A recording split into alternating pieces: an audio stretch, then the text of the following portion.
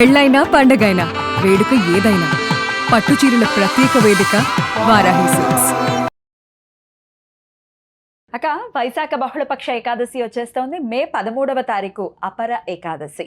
ఈ ఏకాదశి వైశిష్ట్యం ఒక్కసారి మీ ద్వారా, అలాగే ఈ ఏకాదశిని వినియోగించుకోవటం వల్ల ఎటువంటి సమస్యల నుంచి మనం బయటపడతాం, ఏకాదశికి చాలా వైభవోపేతంగా మీరు చెప్పటం వాళ్ళందరూ కూడా ఎదురు చూస్తూ ఉంటారు. ఎప్పుడెప్పుడు మీరు ఏకాదశి వీడియో చెప్తారా చూద్దామా అని చెప్పి. మీరు లేనప్పుడైతే చాలా మంది మిస్ అయ్యారు. సో చెప్పండి అక్క. ఏకాదశి అంటే మనకి ఇప్పుడు అపర ఏకాదశి అని అంటే ఏంటంటే, అపర అంటే చాలా అనంతము అని అర్థం. అంటే మన మాటల్లో వివరించలేనిది, మనం కొలతలు వేయలేనిది, అలాగే మనం తూచలేనిది అనేది అపరము అని. మన చేతులు ఏం లేదన్నమాట ఇంకా. కాబట్టి అంటే ఏంటి, ఎంత పుణ్యం వస్తుంది, ఎంత పాప ప్రక్షాళన అవుతుంది అనేది మనకు ఊహకి కూడా అందదు ఈ ఏకాదశి చేసుకుంటే అని చెప్పి అర్థం అన్నమాట. అలాగే పరమాత్ముడిని మనం పూజించాలి అని అంటే కూడా ఒక మంచి రోజు అనేది ఖచ్చితంగా కావాలి పద్మిని. కాబట్టి ఈ వైశాఖ మాసం అంతా ఏంటి అని అంటే చాలా ఇంపార్టెంట్ డేస్ వస్తూ ఉంటాయి. కాబట్టి ఈ వైశాఖ మాసం చాలా ఇంపార్టెంట్ గా, ఈ ఏకాదశిని కూడా అలానే మనం ఇంపార్టెంట్ గా చేసుకోవాలి. అందులో ఈ బహుళపక్ష ఏకాదశికి ఏంటి అని అంటే నీటికి సంబంధించి కూడా చాలా ఉంటుందన్నమాట. అంటే మనకు చూసుకుంటే కనుక శ్రీకృష్ణ పరమాత్ముడు జలక్రీడలు ఆడింది కూడా ఈ ఏకాదశి నాడే అని చెప్పి చెప్పడం జరుగుతుంది. అలాగే అమ్మవారికిను స్వామికి అభేదము మనం చూసుకుంటే కనుక దుర్గా అమ్మవారికిను కృష్ణుడికి చాలా దగ్గర పోలికలు ఉంటాయి. అంటే ఆవిడ అవతారమే కృష్ణుడిది అని చెప్పి మనం అనుకోవడం జరుగుతుంటుంది. అంటే ఎలా అయితే శ్యామలమ్మే కృష్ణుడు, లలిత అమ్మవారు రాముడు అని చెప్పినట్టుగా, మరి శ్యామలమ్మ రూపమే కదా అమ్మవారిది అనుకుంటే కనుక భద్రకాళి అమ్మవారిని కూడా పూజించడం జరుగుతుంది ఈ రోజున అని చెప్పి మనం తెలుసుకోవాలి. ఇప్పుడు ఏకాదశి చేసుకుంటే ఏంటి అని అంటే గనక కర్మ అనేది తొలగిపోతుంది అని చెప్పచ్చు అనమాట. ఎప్పుడైతే మనం మంచి కర్మలు కానివ్వు, చెడు కర్మలు కానివ్వు సమూలంగా నాశనం చేయబడతాయో, ఇంకేం మిగలవు, ఇంకా మొత్తం అంతా బ్యాలెన్స్ షీట్ అవుతే మనకి, మన సోల్కి మోక్షం అనేది లభిస్తుంది అని. మరి అలాంటప్పుడు చెడు కర్మలే కాదు మంచి కర్మలు కూడా చేయకూడదా అని మనం అనుకుంటూ ఉంటాం. మంచి కర్మలు తప్పకుండా చేయాలి. ఎలా అనంటే, అంటే మనుషులకి దానం ఉంది చూసావా, ఎంచి చెయ్యాలి అని చెప్పి అంటూ ఉంటాం. అంటే మనిషిని వాళ్ళకి నిజంగా సహాయం చెయ్యాలా వద్దా అని ఆలోచించి 1-2 సార్లు మనం చెయ్యాలి. అదే భగవంతుడికి మనం టోటల్ గా మనం చెయ్యిని స్వామివారి చేతిలో పెట్టామే అనుకో, అలాంటివన్నీ కూడా మన నుంచి కాకుండా చూసుకుంటాడు స్వామి అని ఖచ్చితంగా గుర్తుపెట్టుకోవాలి. ఇక్కడ స్వామివారికి గుళ్ళకి కానివ్వు, లేకపోతే అన్నదానాలు కానివ్వు చేస్తే మళ్ళీ గుడ్ కర్మ వచ్చేస్తుందేమో, బాబాయ్ మనకి మోక్షం రాదేమో అని అనుకోవద్దు. అది మోక్ష ద్వారానికి తొందరగా తీసుకెళ్తుంది అనేది గుర్తుపెట్టుకోవాలన్నమాట.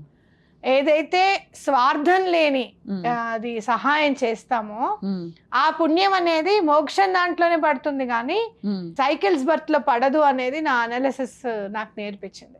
కాబట్టి ఏం చేసినా భగవంతుడు మెచ్చేది చేసే విధంగా వెళ్తే గనక మనకి చాలా మంచిది. మరి మోక్షప్రదాయిని అయిన ఈ ఏకాదశి నాడు మనం ఏం చేయాలి అని అంటే గనక స్వామివారికి చక్కగా విష్ణు సహస్రనామం చదువుకోవడము, అలాగే కృష్ణుడికి సంబంధించింది ఏమైనా చదువుకోవడం చాలా ఇంపార్టెంట్. అలాగే ద్వాదశి కూడా నెక్స్ట్ డే 8:20 లోపల మనం పారణ చేయాలి. సూర్యోదయం నుంచి 8:20 లోపల మనం పారణ చేసుకోవాల్సి ఉంటుంది. ఆ రోజు కొంచెం వెన్న పాలు నివేదన చేస్తే ద్వాదశి నాడు వెన్న పాలు నివేదన చేస్తే చాలా మంచిది అనమాట. మంచినీళ్ళు కూడా పెడితే చాలా మంచిది. అలాగే ఎవరికన్నా దానం చేయాలి అంటే మంచినీళ్ళు దానం చేస్తే చాలా మంచిది. అయితే పిండి దీపాలు పెట్టుకోవటం కానీ, లేదా స్విచ్ వర్డ్స్ చదువుకోవటం కానీ, ఇది చాలా చక్కగా మీరు తెలియజేస్తూ ఉంటారు. దీపాలు అలాగే స్విచ్ వర్డ్. అలాగే ఇంకోటి ఏంటంటే జగన్నాథ స్వామిని తలుచుకోవడం కూడా చాలా మంచిది అనమాట. ఈరోజు పిండి దీపం పెట్టేటప్పుడు 11 పిండి దీపాలు పెడితే చాలా మంచిది. మీరు ఆవు నెయ్యి వేస్తే మంచిది, లేదు నువ్వుల నూనెతో పెట్టుకుంటాం అంటే నువ్వుల నూనెతో పెట్టుకోండి. అలాగే స్విచ్ వర్డ్ ఏంటి అని అంటే, నాకు బాగా నచ్చిన స్విచ్ వర్డ్ చెప్తున్నా, ఎందుకంటే కర్మని తొలగింపజేసేది, నశింపజేసేది అనమాట. స్వధాయ స్వాహ. స్వధాయ స్వాహ సూర్యుడికి సంబంధించింది. అంటే అగ్నిగోళము అనే సూర్యుడు అనుకున్నప్పుడు స్వధ అంటే నువ్వు ఇందాక అన్నావు చూడు అగ్నిదేవుడు భార్య అని చెప్పి, అంటే ఏంటంటే ఎలాంటి కర్మనైనా సరే ఎలాంటి దాన్నైనా సరే మాడి మసి చేసేసి బూడిద చేసేస్తుంది అగ్ని. దగ్ధం చేసుకోవాలి. అవునా కదా? అవును. కాబట్టి ఆ దగ్ధం అయిపోవాలి, పాపాలన్నీ కూడా దగ్ధం అయిపోవాలి. ఏదున్నా మన దగ్గర పుణ్యం ఉంటే అది మోక్షానికి దారి తీయాలి అనుకొని మనం ఈ స్విచ్ వర్డ్ చదవాలి. అయితే చాలా మంది అబ్బా నిరుత్సాహపడకండి, ఫైనాన్షియల్ ప్రాబ్లమ్స్ గురించి ఏం చెప్పలేదా, ఆరోగ్య సమస్యల గురించి ఏం చెప్పలేదా, ఇవన్నీ అనుకోవద్దు. ఎప్పుడైతే మోక్షం కావాలని ఎప్పుడు అనుకుంటాం మనం అన్నీ కూడా తీరిపోయాయి, ఇంకా అమ్మయ్యా ఇంకా మనం ఏం చేసేది ఏం లేదమ్మా, ఇంకా పిల్లలకి అంతా సెట్ అయిపోయింది, ఇంకా ఏం భయం లేదు బాధ లేదు అనుకున్నప్పుడే మనకి మోక్షాన్ని మనం కోరుకుంటాం. అంటే ఏంటి, సదాయ స్వాహ అని లాస్ట్ నెంబర్ 100 లెక్క పెట్టాము అంటే ఈ 99 నెంబర్స్ అయిపోయినట్టే, అవునా కదా? ఆటోమేటిక్గా ఇవన్నీ కూడా క్లియర్ అయిపోయి మనకి మోక్ష మార్గానికి దారి చూపిస్తుంది ఏకాదశి అని అర్థం అనమాట. పోనీ ఓకే, మేము ఇలా కష్టాల్లో ఆల్రెడీ ఉన్నాం కదా, ఈ కష్టాల నుంచి బయటపడడం కూడా మోక్షమే కదా. అవునవును, షూర్, మంచి మాట చెప్పావు, మంచి మాట చెప్పావు, అది కూడా కరెక్టే. ఈ బాధల్లోంచి బయటపడము అనేది ఒక్కొక్కసారి నాకు అనిపిస్తుంది, బాధలు నేను పడినవి చూస్తే అమ్మో నేను ఎలా బ్రతికున్నానా అప్పుడు అనిపిస్తుంది.